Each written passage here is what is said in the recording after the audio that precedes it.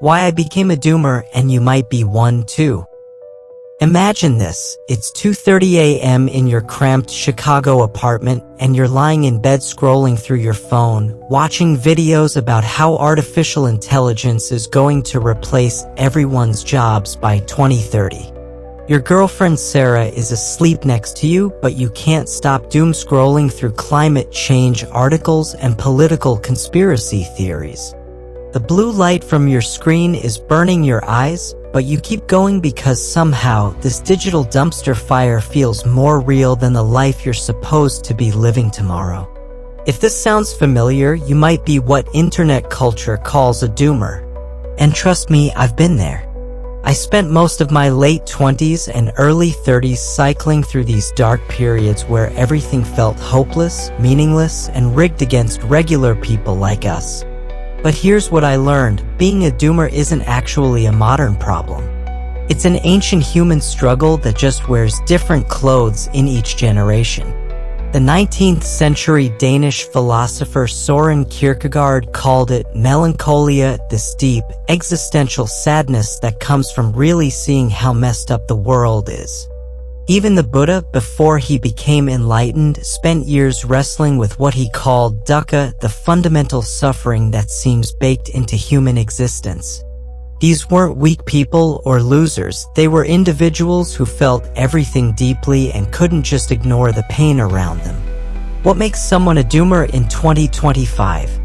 It's not just being sad or having a bad day.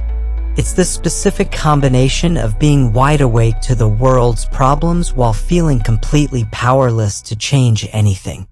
You see the wealth inequality, the political corruption, the environmental destruction, the social media manipulation, and instead of turning away like most people do, you stare directly into it until it burns your soul. Doomers are attracted to what the Germans call Weltschmerz, literally world pain. It's the ache you feel when you realize the world will never match your ideals. When you see homeless camps under freeway overpasses in Los Angeles, when you watch politicians lie on live television, when you realize that dating apps have turned human connection into a marketplace, that's Weltschmerz hitting you like a truck. The thing is, doomers aren't wrong about the problems. The world really is broken in a lot of ways. But what I discovered through years of personal hell is that being right about the problems doesn't make you effective at solving them. In fact, it often makes you part of the problem because you become so paralyzed by the darkness that you stop contributing anything positive to the world. I remember walking through downtown Seattle one rainy Tuesday morning, hungover and late for work, thinking about how every person I saw was probably just as miserable as me but better at hiding it. That's peak dooma thinking, assuming everyone else is either fake happy or secretly suffering. It's a worldview that makes you feel simultaneously superior and completely alone. But here's what Marcus Aurelius, the Roman emperor and Stoic philosopher, understood about this kind of suffering. You have power over your mind, not outside events. Realize this and you will find strength. He wasn't telling us to ignore the world's problems or pretend everything is fine. He was pointing out that we always have a choice in how we respond to the chaos around us. The path from doomer to bloomer isn't about becoming naive or losing your ability to see problems clearly. It's about learning to channel that sensitivity and awareness into something constructive instead of letting it destroy you from the inside. My own journey from that dark place started with understanding exactly how destructive my coping mechanisms had become. I had to face the reality that my attempts to numb the pain were actually making everything worse, creating a downward spiral that nearly cost me everything I cared about. 1. My rock bottom, drinking at 9 a.m. and conspiracy rabbit holes. There's a specific moment when you know you've hit rock bottom, and for me, it happened on a Tuesday morning in my cramped Brooklyn studio apartment. I was 29 years old, standing in my kitchen at 8:47 a.m., pouring vodka into my coffee mug because my hands were shaking too badly to face another day sober. My girlfriend Emma had already left for her marketing job in Manhattan, and I had 3 hours before my freelance graphic design meeting, which was really just me sitting in a WeWork space, pretending to be productive while battling anxiety attacks. The vodka burned going down, but it was the only thing that made the world feel manageable. See, when you're a doomer, everything feels like a threat. The subway ride into the city becomes this gauntlet of human misery, homeless people asking for change while you're barely making rent yourself, advertisements promising happiness through consumption, everyone staring at their phones like zombies. Without alcohol, I couldn't handle the sensory overload of just existing in New York City. But the morning drinking was just the tip of the iceberg. My real addiction was to digital doom, specifically conspiracy theories and apocalyptic content that confirmed my worst fears about humanity.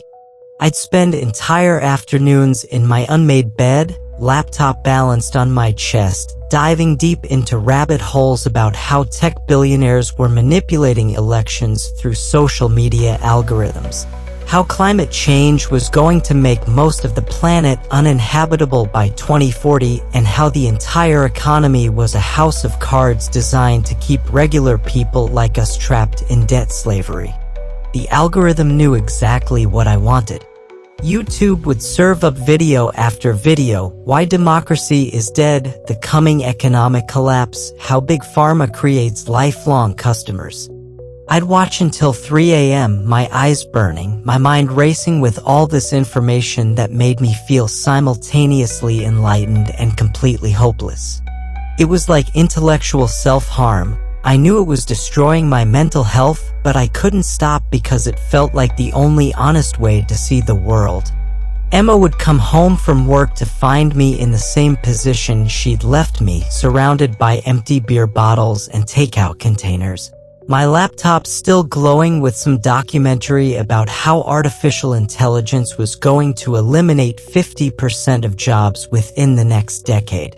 She'd ask how my day went, and I'd launch into this manic explanation about whatever conspiracy I'd discovered, watching her face shut down as she realized her boyfriend had spent another entire day marinating in digital poison.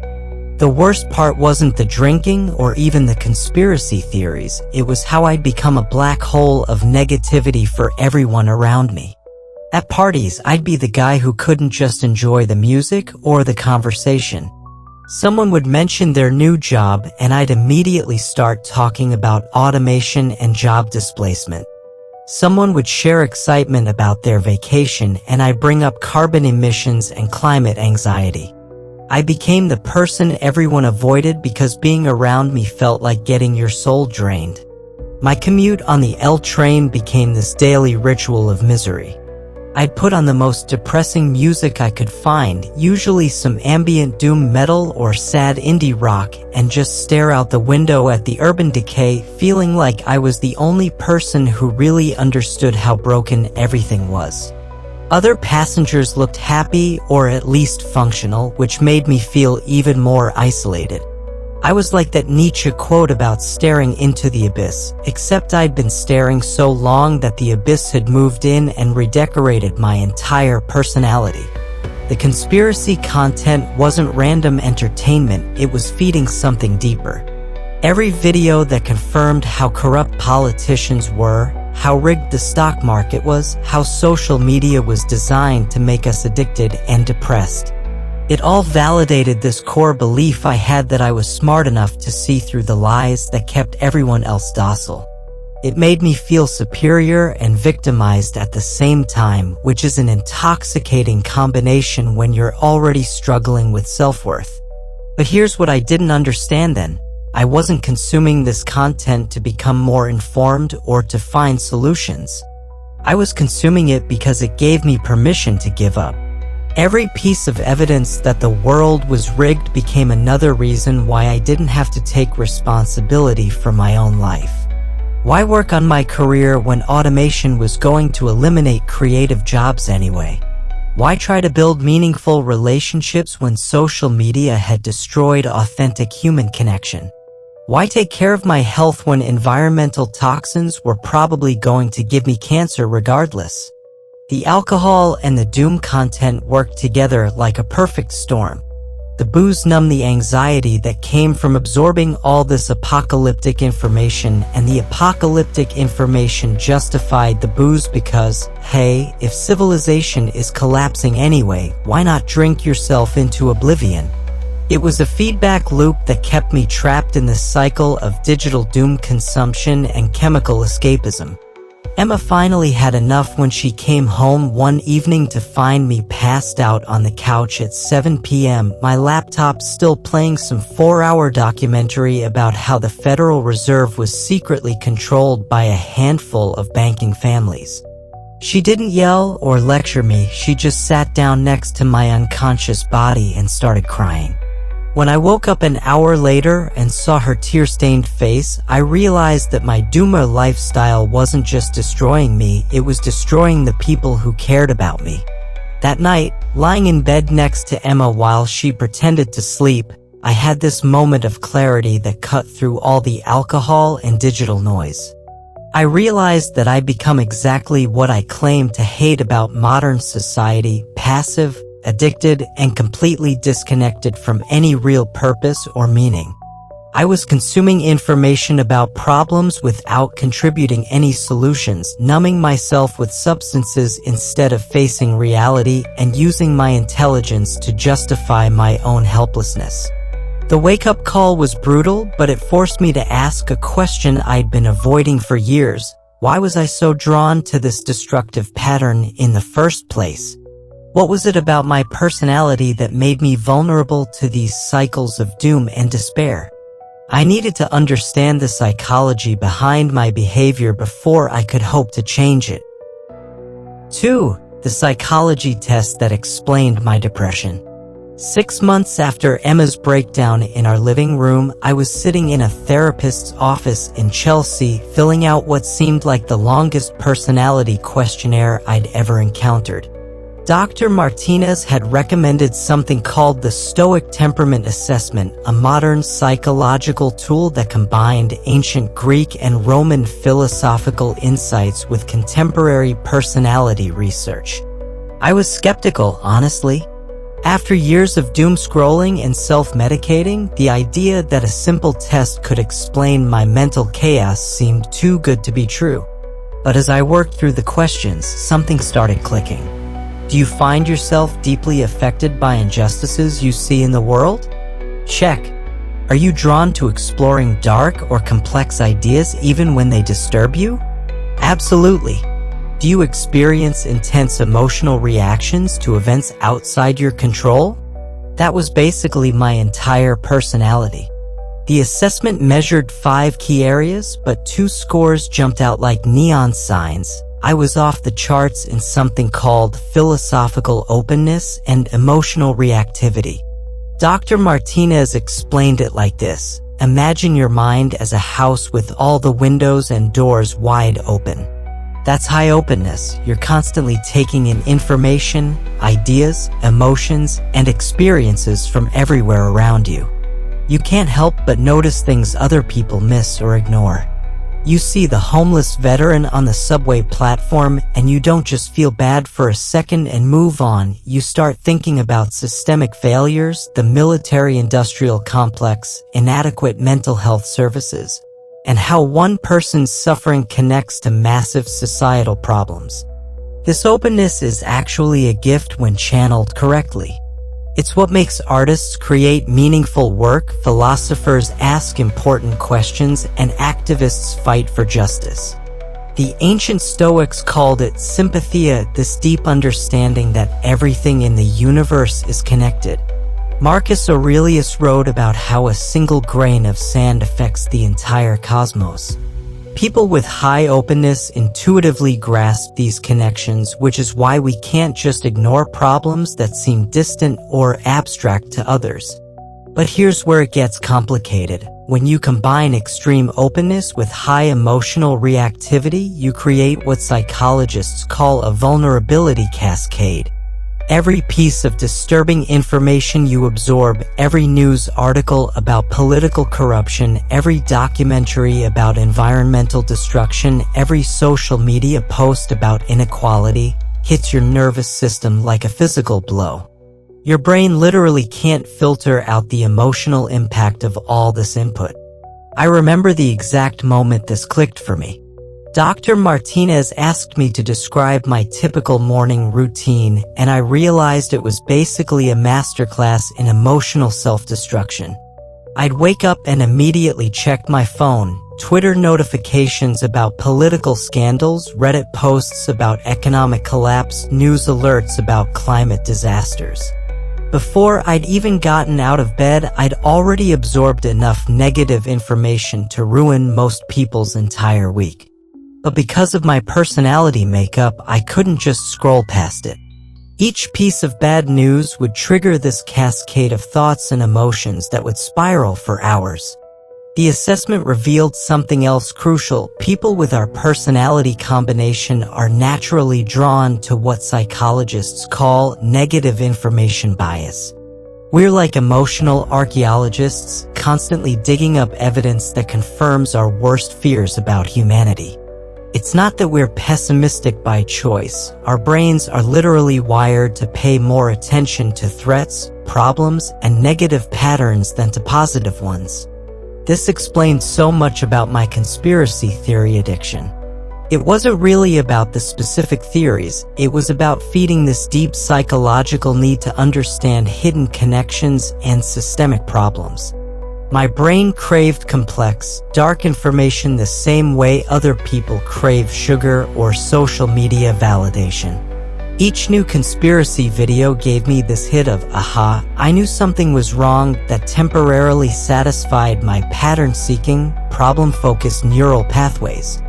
But the most devastating insight came when Dr. Martinez explained something called learned helplessness in high-openness individuals. Because we see problems so clearly and feel them so deeply, we often become paralyzed by the sheer scope of what needs to be fixed. It's like being a smoke detector that's constantly going off. Eventually, people stop responding to the alarm, including the person who's supposed to be taking action. I'd become addicted to the feeling of being awake to problems without ever developing the emotional regulation skills to actually do something constructive about them. Every morning, I'd wake up carrying the weight of climate change, political corruption, economic inequality, and social media manipulation on my shoulders. No wonder I needed vodka in my coffee just to function. I was trying to single-handedly process the entire world's suffering without any tools for managing that emotional load. The Stoic framework helped me understand this differently. Epictetus, who was literally enslaved and physically disabled, developed a philosophy specifically for people who feel everything deeply but can't control their external circumstances. He taught that our openness to the world's pain is actually a form of wisdom, but only if we learn to channel it through what he called the discipline of desire and the discipline of action. Marcus Aurelius, writing in his personal journal while managing the Roman Empire during plagues and wars, struggled with the same overwhelming sense of cosmic responsibility that modern doomers experience. His solution wasn't to become less sensitive or aware, it was to develop what Stoics call preferred indifference. You acknowledge that terrible things are happening, you feel appropriate concern, but you don't let that emotional response destroy your ability to focus on what you can actually influence. The assessment showed me that my depression wasn't a character flaw or a chemical imbalance that needed to be medicated away.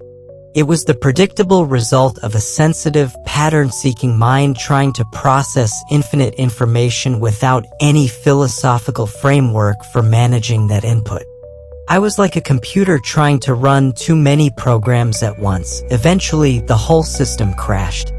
Understanding my personality type didn't immediately fix everything, but it gave me a roadmap for working with my nature instead of against it. I wasn't broken, I was just operating without an instruction manual. The real breakthrough came when I discovered how Marcus Aurelius had faced similar challenges 2,000 years ago and developed practical strategies that could work in modern life. His approach to building mental discipline wasn't about suppressing emotions or ignoring problems. It was about creating a sustainable framework for channeling intense feelings into constructive action.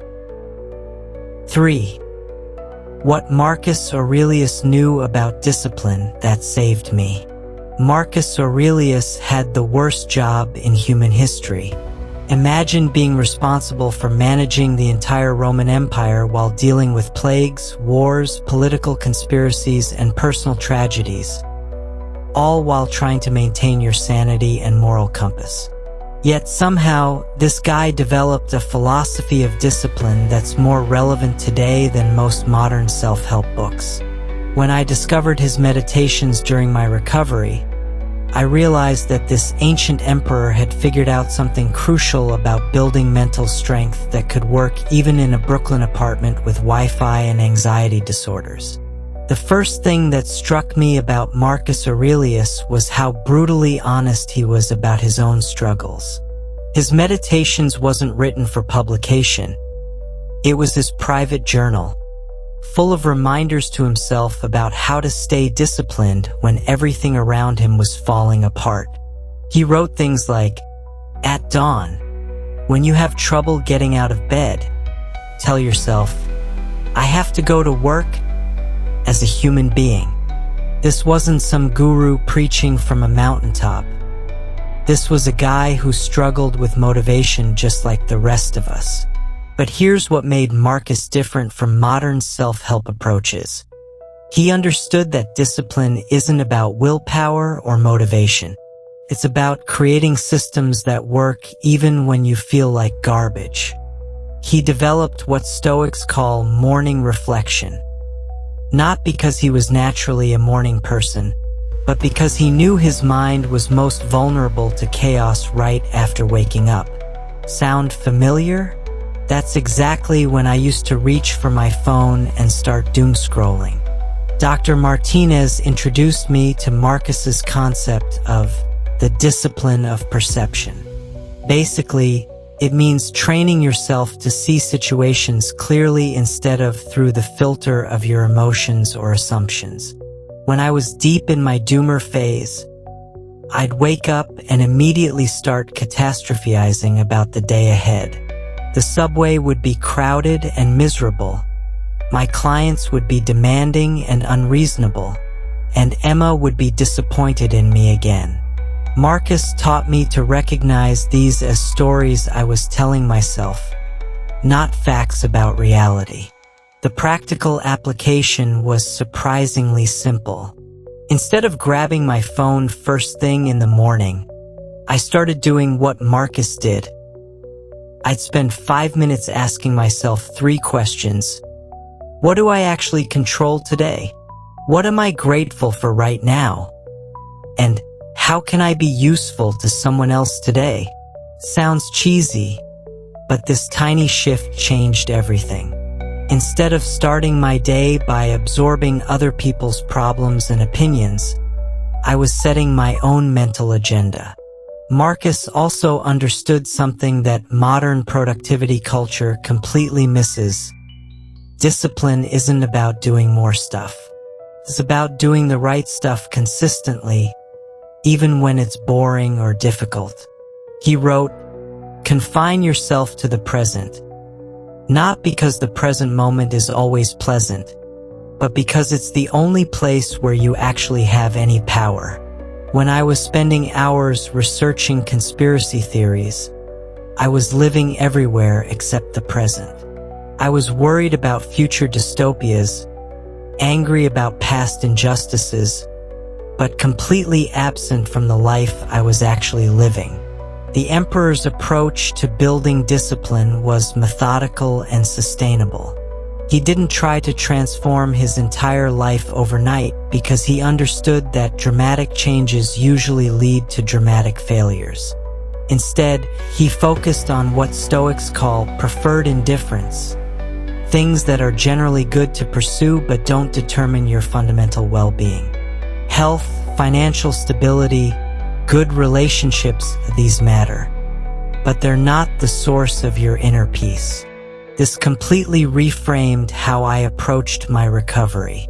Instead of trying to quit drinking, fix my career, repair my relationship, and solve my existential crisis all at once, I started with one simple daily practice: making my bed every morning. Marcus would have understood this perfectly.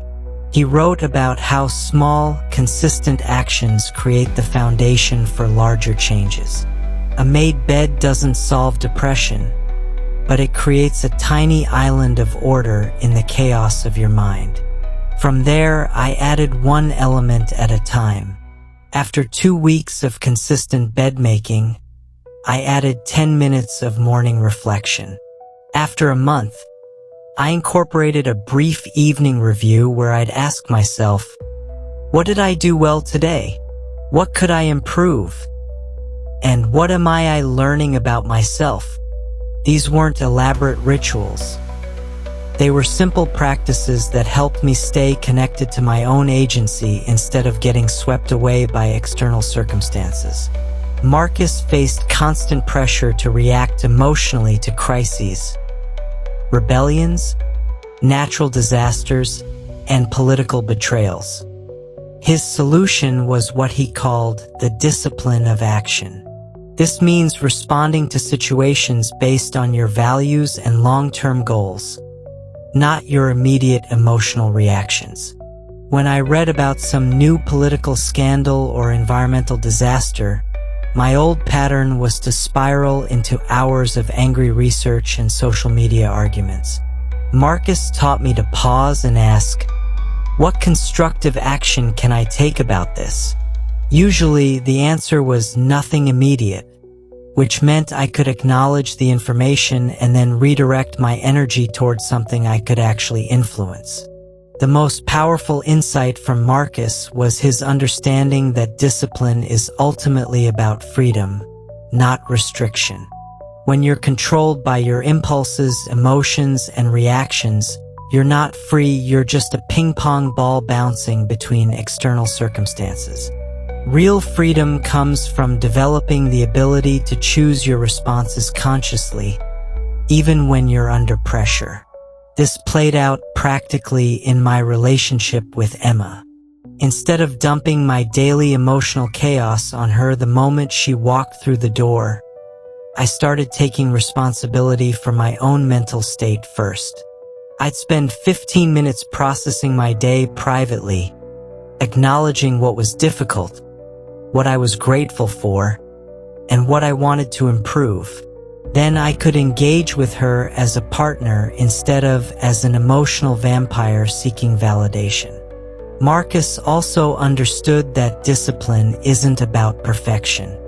He regularly wrote about his own failures and setbacks, but he never used them as excuses to give up entirely. He developed what I think of as resilient discipline, the ability to get back on track quickly after you mess up, without the self-hatred and shame spirals that usually derail progress completely. The Emperor's approach to mental training was like physical training, consistent, gradual, and focused on building capacity over time. You don't go from couch potato to marathon runner overnight, and you don't go from emotional chaos to inner peace in a week. But with the right daily practices, you can build genuine psychological strength that works even when life gets difficult. The key was translating these ancient principles into specific, actionable habits that could work in modern urban life. That's where I learned to create my own system of daily practices that actually stuck. 4. 5 daily habits that changed everything, from chaos to order. As I began to integrate the wisdom of Marcus Aurelius into my daily life, I realized that the path from chaos to order required practical, actionable steps. I wasn't just going to wake up one day and feel magically transformed. I needed a plan, a structure, and most importantly, daily habits that would keep me grounded and focused. Here are the 5 essential habits that changed everything for me, taking me from a place of despair to one of clarity and purpose.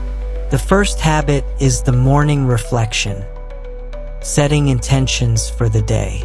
The first habit I adopted was Marcus's practice of morning reflection. Each morning, instead of reaching for my phone and diving into the chaos of the internet, I set aside at least 10 minutes to sit quietly and reflect on my intentions for the day. I would ask myself 3 questions. What do I control today? What am I grateful for right now? And how can I be useful to someone else today? This practice transformed my mornings from frantic and reactive to calm and intentional. By focusing on gratitude, I began my day with a positive mindset. It helped me appreciate the little things, the warmth of the sun streaming through my window or the smell of coffee brewing in the kitchen. More importantly, by considering how I could be useful to others, I shifted my focus from self-centered worry to a mindset of service. This simple practice grounded me in the present moment and prepared me to face whatever challenges lay ahead. The second one, physical exercise, building strength and resilience. Marcus Aurelius emphasized the importance of physical health as part of a balanced life. He understood that a strong body supports a strong mind. So, I committed to regular physical exercise, starting with small goals. I began with a simple routine of morning jogs around Prospect Park in Brooklyn, gradually increasing my distance and intensity. Exercise became a crucial outlet for my anxiety and frustration. It was a time when I could disconnect from the endless stream of negative information and focus solely on my body and breath. Working out released endorphins that helped lift my mood and gave me a sense of accomplishment. I began to associate physical strength with mental resilience, realizing that as I built my body, I was also fortifying my mind against external pressures. The third habit is decluttering my space, creating an ordered environment. One of the most impactful changes I made was decluttering my living space. I realized that the chaotic environment around me mirrored the chaos in my mind. Inspired by the Stoic principle of living in accordance with nature, I began to see my space as an extension of my mental state. If I wanted clarity and order in my life, I needed to create that in my surroundings. I set aside a weekend to tackle my apartment, sorting through clothes, books, and miscellaneous items. I asked myself if each item served a purpose or brought me joy. If not, it went into a donation bag. After the decluttering process, my apartment felt lighter and more inviting. I created designated spaces for work, relaxation, and creativity. This organized environment helped me focus better, reduced anxiety, and allowed me to be more productive. The fourth habit is evening review, reflecting on the day's lessons. Every evening, I adopted the practice of an evening review, where I reflected on my day. I would sit down with a notebook and jot down 3 things I did well, 3 things I could improve, and what I learned about myself throughout the day. This process was a powerful way to cultivate self-awareness. Instead of going to bed with unresolved emotions or thoughts swirling in my head, I had a structured way to process my experiences. I recognized patterns in my behavior and identified areas for growth. This practice not only helped me track my progress, but also reinforced the idea that learning is a continuous journey. Each day became an opportunity to improve, and I started to view setbacks as valuable lessons rather than failures. The fifth is mindful consumption, curating what I absorb. Finally, I became more mindful about what I consumed, not just in terms of food, but also the information I allowed into my life. I realized that my previous habits of doom scrolling and binge-watching conspiracy videos were detrimental to my mental health. Instead, I began curating my media consumption, focusing on content that inspired and uplifted me. I started following channels that discussed Stoic philosophy, personal growth, and mindfulness. I replaced hours of disturbing news with podcasts featuring thoughtful conversations about resilience and creativity. This shift in consumption allowed me to engage with ideas that aligned with my values and aspirations rather than feeding into my anxiety. These 5 habits didn't just transform my daily routine. They fundamentally changed how I approached life. I learned that order in my external environment could create a sense of calm in my internal world. I became more resilient, focused, and connected to my purpose, allowing me to navigate the complexities of modern life with a newfound sense of agency. As I implemented these habits, I began to notice a shift in my overall well-being. The emotional reactivity that had once ruled my life started to diminish.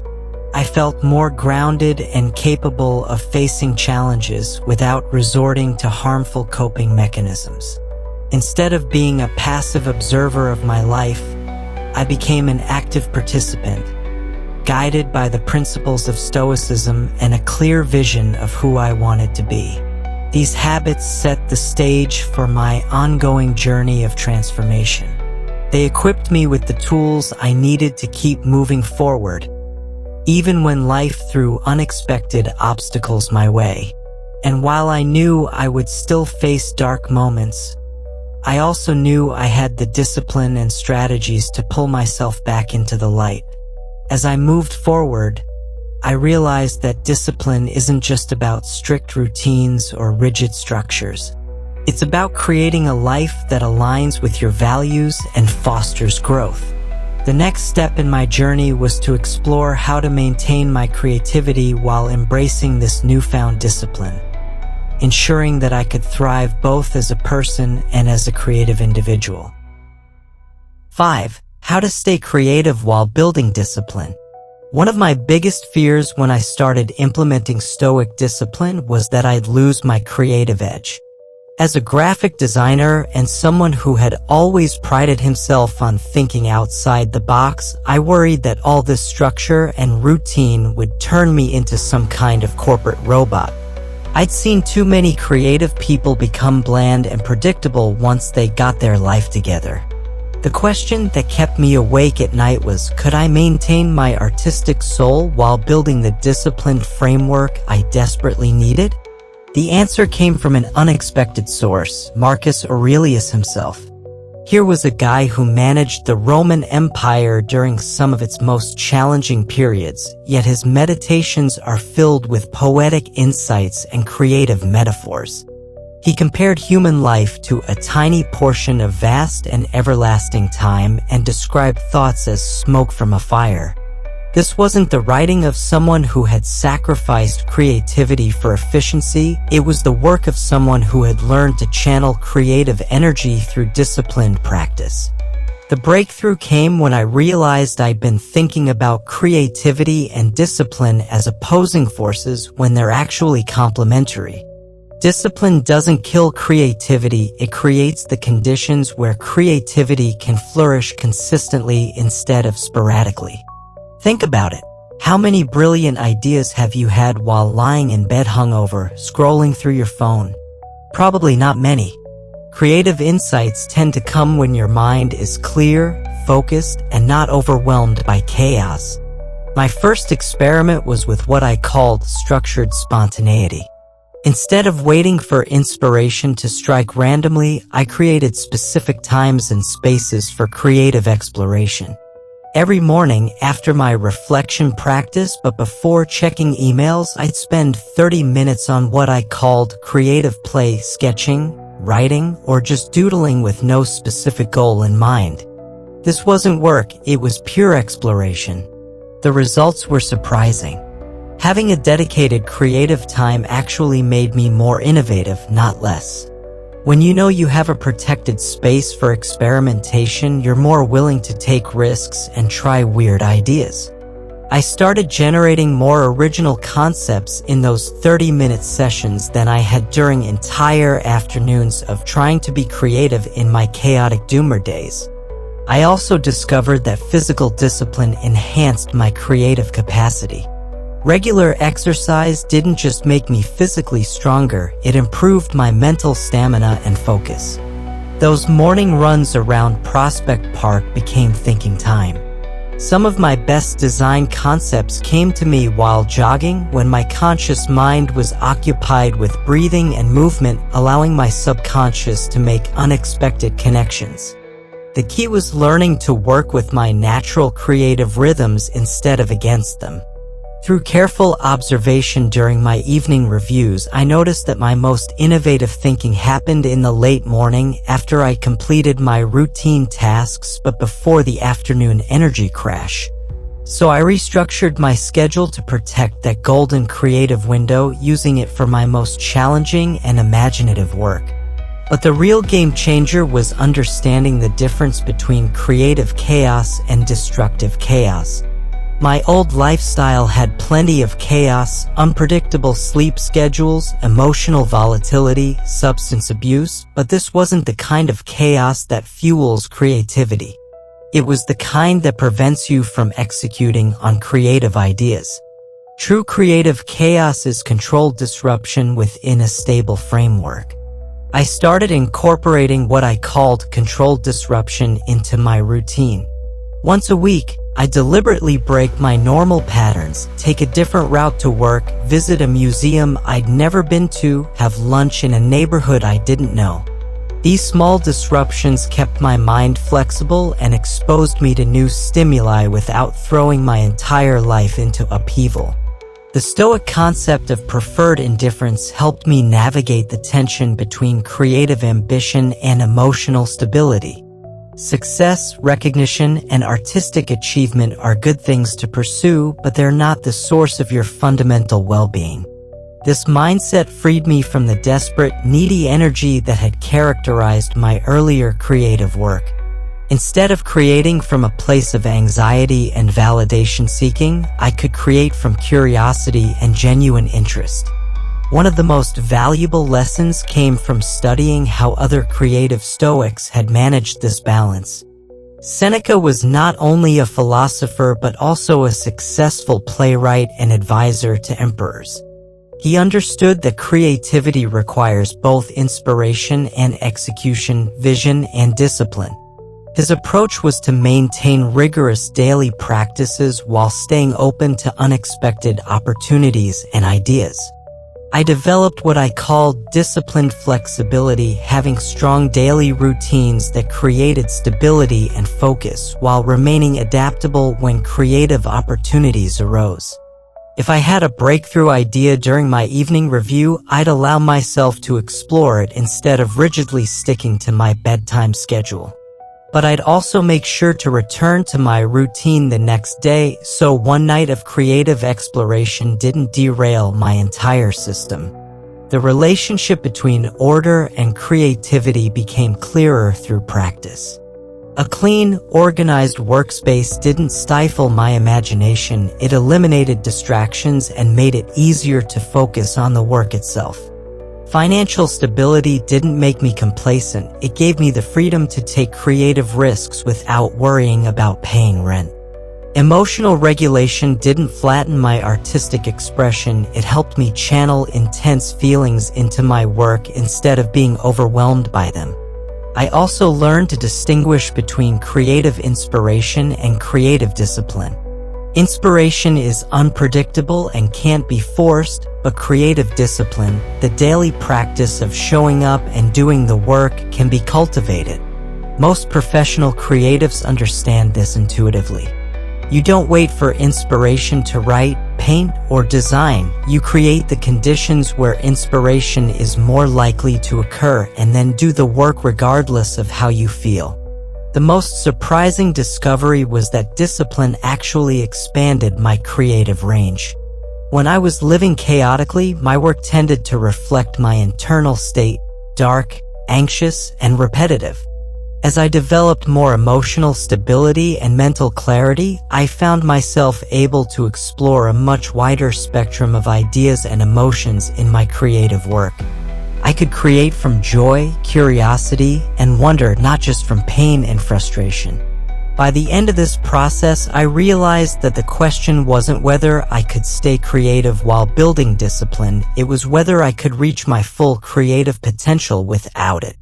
The answer was clearly no. Discipline didn't constrain my creativity, it gave it a solid foundation from which to soar. This integration of structure and spontaneity became the cornerstone of my transformation from doomer to bloomer, proving that you don't have to choose between being disciplined and being creative, you can be both. From dumping ground to garden, your bloomer journey starts now. Looking back at my journey from doomer to bloomer, I'm struck by how the transformation wasn't dramatic or sudden. It was like watching a flower slowly grow through concrete. Each small daily choice, each moment of choosing discipline over chaos, each time I applied Stoic wisdom instead of drowning in despair, added up to something I never thought possible. A life I actually wanted to live. The metaphor that keeps coming back to me is Marcus Aurelius's observation that the universe is change. Our life is what our thoughts make it. When I was deep in my doomer phase, my mind was like a dumping ground, filled with toxic thoughts, destructive habits, and endless consumption of other people's problems.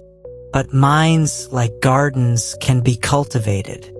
With the right practices, even the most neglected mental landscape can bloom. The 5 habits I shared aren't magic bullets. They're tools, and like any tools, they only work if you use them consistently. Some days, you'll nail your morning reflection and feel like a Stoic sage. Other days, you'll wake up anxious and reach for your phone before your feet hit the floor. That's okay. Progress isn't about perfection. It's about getting back on track faster each time you stumble. What I want you to understand is that if someone like me, a guy who was drinking vodka in his coffee and spending entire days watching conspiracy videos, can transform his life using ancient wisdom, so can you. The same principles that helped Marcus Aurelius manage an empire during plagues and wars can help you manage your anxiety in a Chicago apartment or your creative career in Los Angeles. Your doomer phase isn't a character flaw or a permanent condition. It's often a sign that you're sensitive, intelligent, and aware of real problems in the world. The goal isn't to become less aware or less caring. It's to channel that awareness into something constructive instead of letting it destroy you. Start small. Pick one habit from this video and commit to it for just 1 week. Maybe it's making your bed every morning, or spending 5 minutes in evening reflection, or taking a short walk without your phone. Don't try to overhaul your entire life overnight. Remember, Marcus Aurelius built his discipline 1 day at a time, and so can you. The world needs more people who can see problems clearly but still maintain hope and take action. We need bloomers who understand darkness but choose to create light. Your sensitivity and depth aren't weaknesses to overcome, they're superpowers waiting to be properly channeled. If this video helped you see a path forward, please hit that like button and share it with someone who might need to hear this message. Subscribe to Stoic Vivu for more practical wisdom about applying ancient philosophy to modern life. And remember, every bloomer was once a doomer who decided to plant seeds instead of just staring at the weeds. Your garden is waiting. The only question is, what will you plant today?